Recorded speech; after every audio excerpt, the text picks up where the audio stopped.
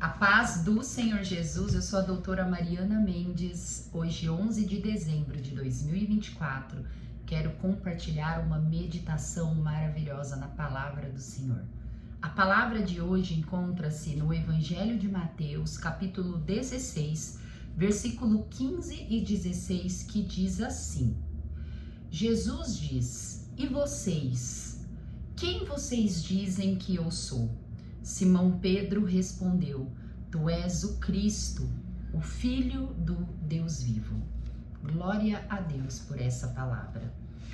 A palavra ela nos diz, no Evangelho, que Jesus, chegando num certo local, Cesareia de Filipe, ele pergunta para os seus discípulos quem que as pessoas da sua época dizia que era ele. Imediatamente eles responderam: "Senhor, alguns dizem que o Senhor é João Batista, outros dizem que você é Elias, outros algum dos profetas Jeremias." E naquele momento, Jesus questiona os seus discípulos, perguntando: "E para vocês, quem eu sou?" Imediatamente, Simão Pedro responde: "Para mim, tu és o Cristo, o Filho do Deus vivo." E eu meditando nessa passagem, eu vejo quanto é importante nós sabermos quem é Deus na nossa vida. E eu me pergunto nesse momento e pergunto para cada um que me escuta: para você, para mim, quem que é Cristo? Quem que é Jesus? Jesus, naquele momento, ouvindo a resposta de Pedro, ele responde: "Feliz é você, Simão Pedro, filho de Jonas, porque isso não foi lhe revelado por carne ou por sangue, mas por meio do meu Pai, que estás nos céus." E o Senhor complementa dizendo: "E eu digo que você é Pedro, e sobre essa pedra edificarei a minha igreja, e a porta dos Hades não pode vencê-la. Eu lhe darei a chave do reino dos céus, e o que ligar aqui na terra também será ligado nos céus, e o que será desligado aqui na terra também será desligado nos céus." Olha o poder que Deus deu à igreja. E é interessante, pois quando nós reconhecemos o Senhor Cristo como Deus, como nosso Messias, ele coloca uma promessa em cima de Pedro que abrange toda a igreja. E a igreja sou eu, a igreja é você. Eu sei muitas vezes, por Cristo não estar aqui, e a igreja do Senhor hoje está na mão dos homens, pois é o Senhor que deu essa autoridade aos homens, a nós, e ela, por ser liderada por pessoas como eu, como você, é cheia de erros, é cheia de falhas, tem decepções, tem coisas que acontecem que nos constrange como cristão. Porém, o Senhor, ele abençoou a igreja. Ele deu poder à igreja. E nós temos que respeitar o Senhor Jesus nisso, pois foi ele quem fez a igreja. Esses dias atrás eu estava ouvindo um podcast, uma entrevista. Aí a entrevista era de uma psiquiatra, onde perguntaram para ela se ela acreditava em Deus, em Jesus, e eu fiquei muito feliz com a resposta dela, porque naquele momento ela disse: "Eu acredito sim, acredito em Deus, acredito em Jesus e nas aplicações que a Bíblia nos dá, as orientações." Porém, ela complementou assim, que ela não concordava com a igreja e que ela tinha certeza que se Jesus estivesse aqui, ele não estaria em nenhuma igreja. Naquele momento eu entendi o que ela disse, mas a forma como ela colocou, eu pude perceber que ela não acha importante a igreja de Cristo. Mas ela está enganada, isso demonstra uma falta de conhecimento na palavra. A igreja, ela foi sim instituída por Cristo. Cristo, ele não está aqui entre nós, pois assim Deus quis. Assim Deus quis que o Senhor viesse na primeira vinda, ficasse aqui por 33 anos, desenvolveu o seu ministério de forma ativa por 3 anos, foi morto, crucificado, ressuscitou ao terceiro dia, subiu aos céus, e isso não foi por obra dos homens, foi por obra de Deus. Deus assim fez, mas Cristo deu todas as orientações para todos aqueles apóstolos instituir, colocar em prática a igreja de Cristo. E mesmo após a subida de Deus, de Jesus, ele ainda manifestou todas as suas instruções para os apóstolos da igreja primitiva, onde colocou um manual de instrução no Novo Testamento, onde através das escrituras nós temos tudo que precisa ser feito dentro da igreja e também para cada cristão. O Senhor, ele diz que uma vez que nós reconhecemos ele como Deus, como nosso único e suficiente Salvador, todas as bênçãos, todo o poder que ele deu para a igreja, ele deu para cada um dos seus membros. E ele diz que nós somos felizes, felizes quem reconhece a verdadeira identidade de Cristo, feliz quem aceita as orientações de Cristo, feliz quem faz parte da família de Cristo, que é a igreja. Mesmo que a igreja tenha falhas, que a igreja também tem discussões, também erra, nós somos felizes por nós estarmos vivendo o que Cristo ordenou que vivêssemos. Como é importante reconhecer Cristo, quem ele realmente é, e também reconhecer quem nós realmente somos. A meditação de hoje diz: em Jesus, sua identidade é restituída, seu propósito é restaurado e o seu destino é transformado. Glória a Deus! Uma vez que reconhecemos a verdadeira identidade de Cristo, Cristo também identifica em nós a nossa verdadeira identidade e é restituído o nosso propósito, transformado e restaurado o nosso destino. Como é maravilhoso crer nesse Deus, como é maravilhoso estudar os seus ensinamentos, como torna-se a nossa vida mais leve e mais graciosa. Isso tudo é por conta de Cristo na nossa vida.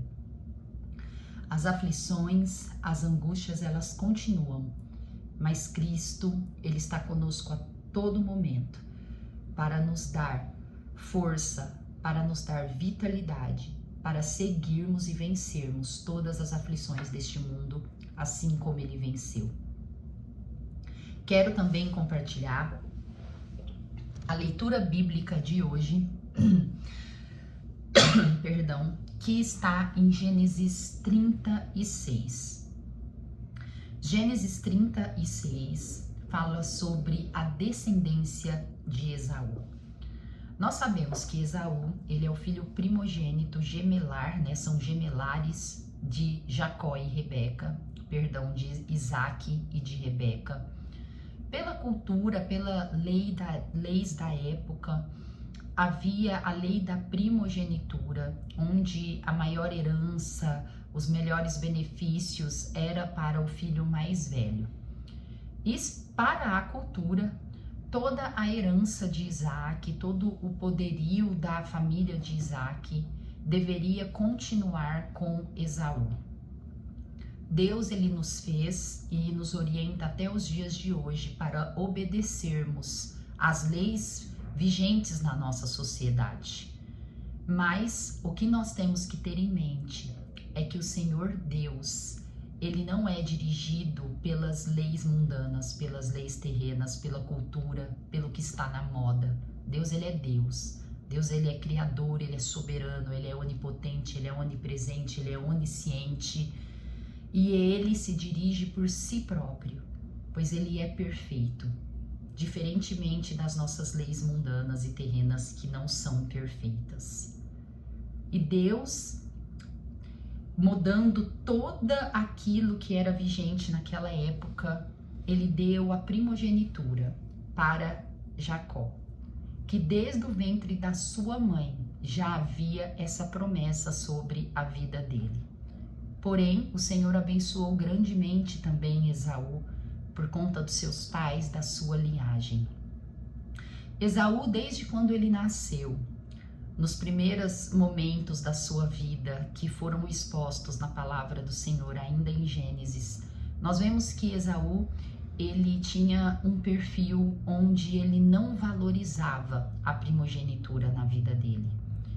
Ele não valorizava tanto que na primeira oportunidade, dificuldade que ele teve, um momento de fome, de desespero, talvez de dor, de cansaço, Jacó comprou a primogenitura dele por uma sopa de lentilhas.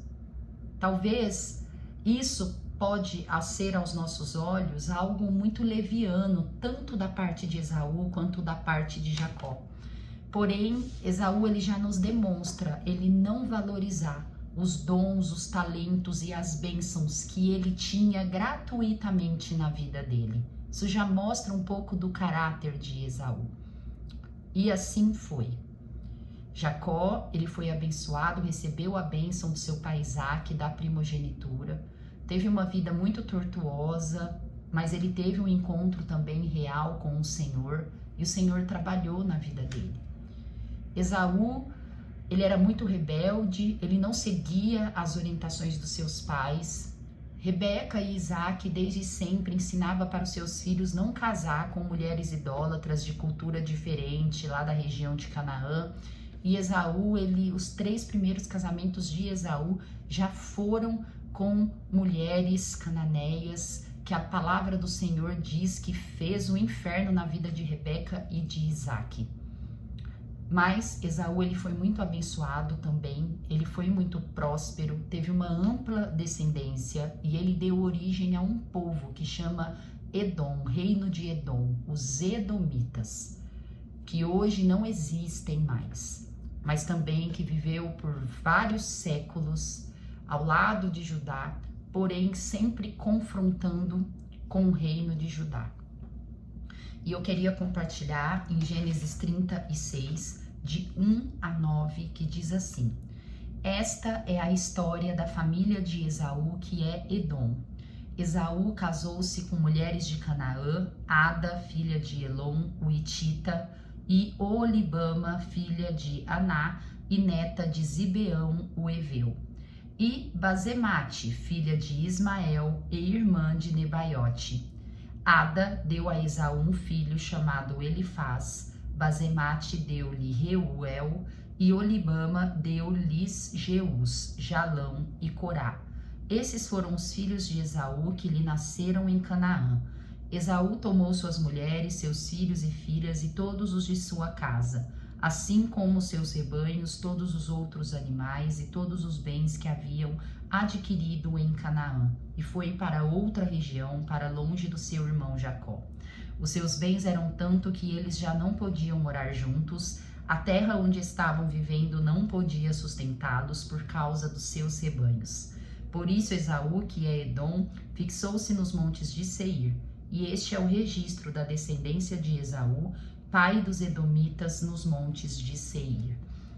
Nos próximos versículos de Gênesis 36, continua toda a descendência que, a partir de Esaú e seus filhos, foram originados. A palavra diz que depois do encontro de Esaú e Jacó, eles eram tão prósperos, havia tanto abundância de rebanho, que a terra de Canaã já não suportavam. Como a terra de Canaã foi a herança de Jacó, Esaú, ele subiu para os montes Seir, que hoje fica na região da atual Jordânia, divisa com Israel.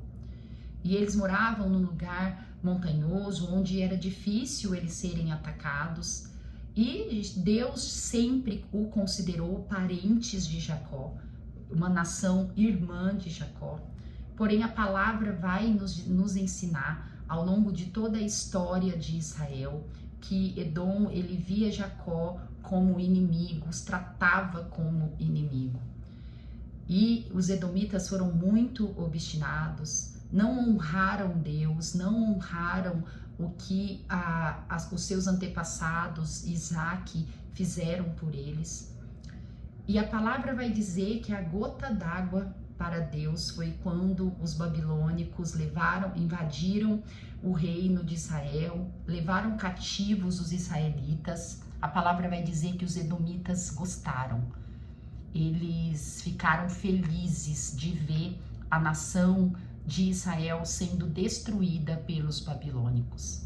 E o Senhor, ele se utilizou de diversos profetas para dizer que o Senhor não tinha se agradado da atitude dos edomitas e que a partir de lá, dali eles seriam destruídos. Nós temos que temer muito ao Senhor. Eu aprendo com os edomitas, com Esaú, que nós precisamos ser pessoas obedientes a Deus, temerosos, honrar a Deus a todo momento, não esquecer das bênçãos, de todos os benefícios que o Senhor faz por nós.